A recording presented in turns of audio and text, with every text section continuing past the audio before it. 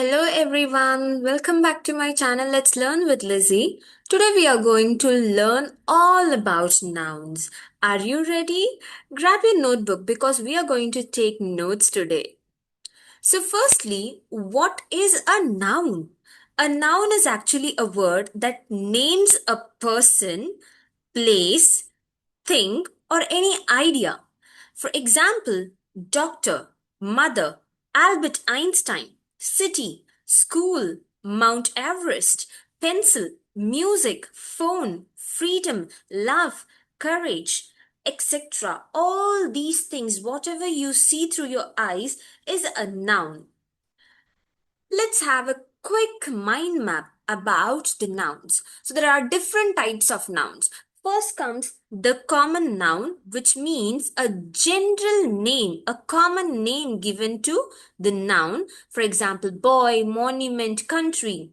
Proper noun is a specific name given to the noun. For example, J, India, Red Fort. Concrete noun which has a concrete shape. Through your five senses, you can identify the noun. For example, apple, thunder, cat. Next, we are having abstract noun. As the terminology says, it's quite abstract. You cannot see it, you cannot hear it, you cannot touch it or taste it. You cannot use your five senses to identify the abstract noun. For example, democracy, fear, happiness. Next comes collective noun. As we all know, it is a group of nouns joined together. For example, bunch, team, flock. Next, we are having countable and uncountable nouns.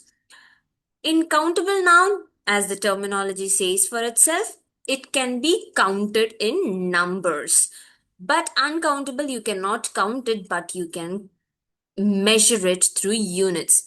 For example, distance, sugar, milk. Finally, we are having a compound noun. Compound noun means two words are joined together. For example, tooth plus paste, toothpaste. Swimming plus pool, swimming pool. Don't worry, I know I was very quick in giving you the brainstorming session, but I will be focusing on each and every single topic in detail. So let's move on to the question. Why do we need nouns?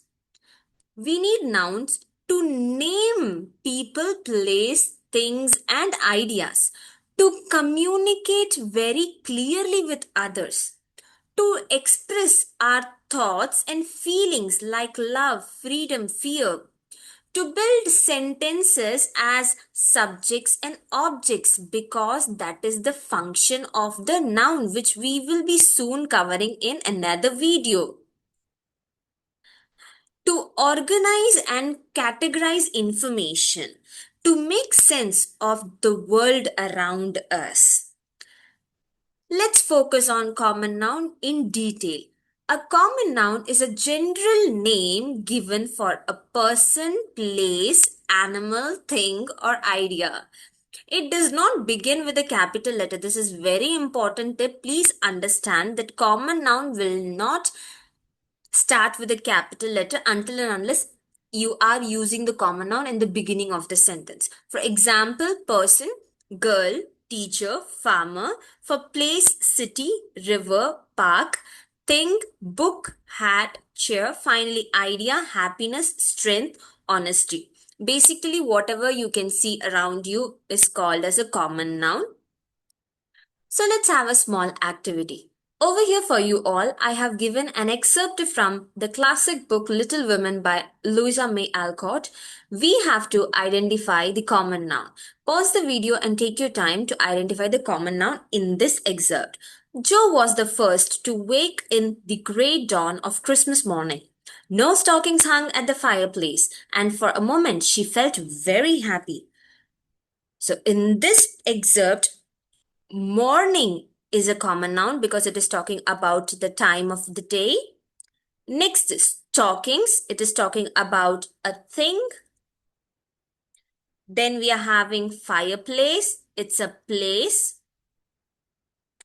Next, for a moment, it is an idea that for a moment she felt very sad. So now we are going to see proper nouns. A proper noun is the specific name of a person, place, thing, or an idea. Remember the quick tip, it always starts with a capital letter. No matter where you're writing in a sentence, it always starts with a capital letter.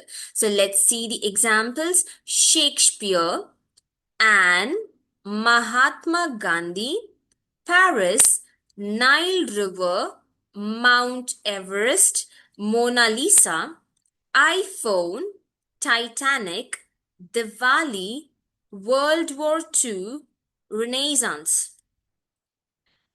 Again, we will go through the activity. Now you've got an excerpt from A Tale of Two Cities by Charles Dickens.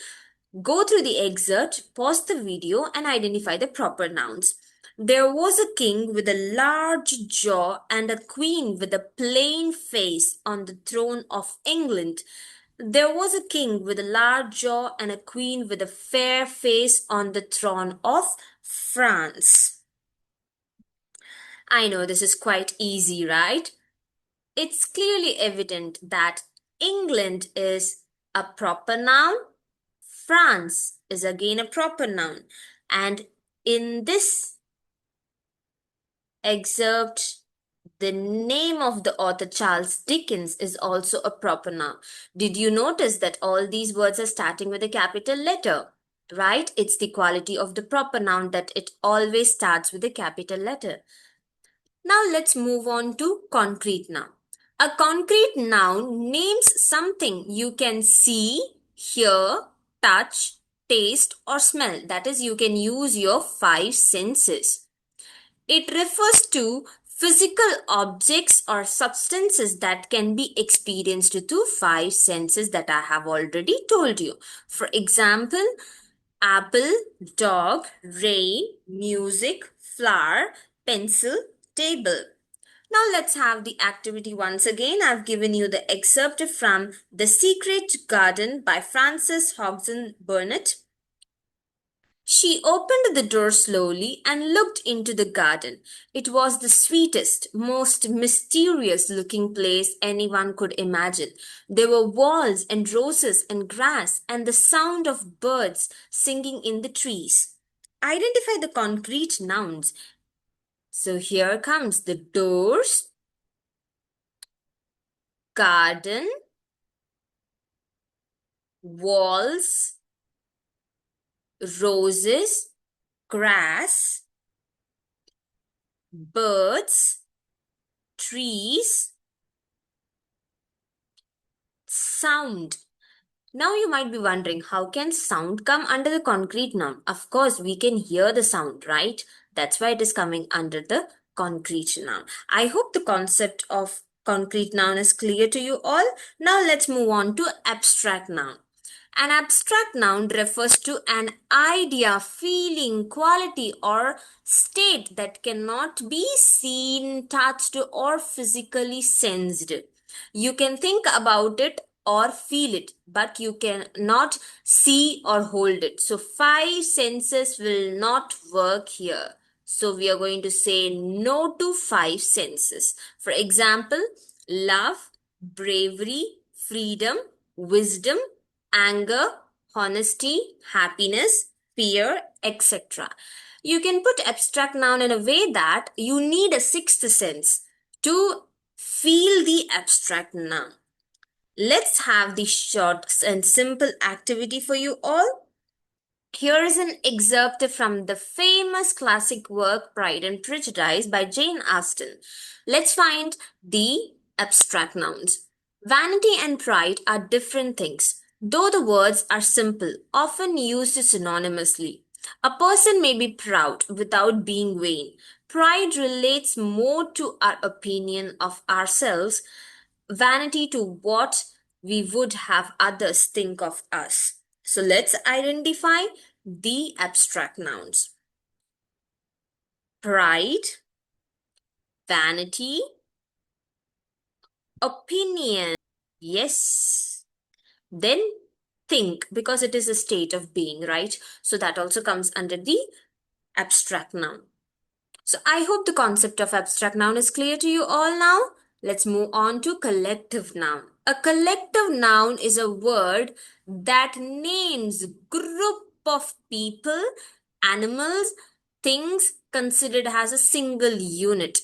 For example, team, jury, committee, class, flock of birds, herd of cattle, swarm of bees, bunch of grapes, stack of books, fleet of ships, etc. There are so many collective nouns. Remember, there's a quick tip that a collective noun is equal to one word that sounds for many. For example, audience. A chorus of birds woke him in the morning, and a company of rabbits scurried across the lawn. This is a small excerpt from The Wind in the Willow by Kenneth Graham. Identify the collective nouns in this excerpt. So, of course, it's quite evident and clear to you all that a chorus of birds, chorus is representing the group of singing birds, and a company of rabbits. Of course, we are having the company, sorry, the narrator is having the company of the rabbits which are swirling around him. So, this comes under the collective noun. Next, we are having countable noun. Nouns that can be counted individually and have both singular and plural form. This is the tip to identify the countable noun, that it has plural forms also. For example, apple, apples, book, books, idea, ideas, student, students. So I'll be covering the topic singular and plural form in an upcoming video, which I will be sharing with you all soon. Now let's move on to the uncountable noun. Nouns that cannot be counted individually and usually don't have the plural form. You need to remember that in countable we have plural form, but in uncountable we don't have any plural form. That's the main difference between countable and uncountable.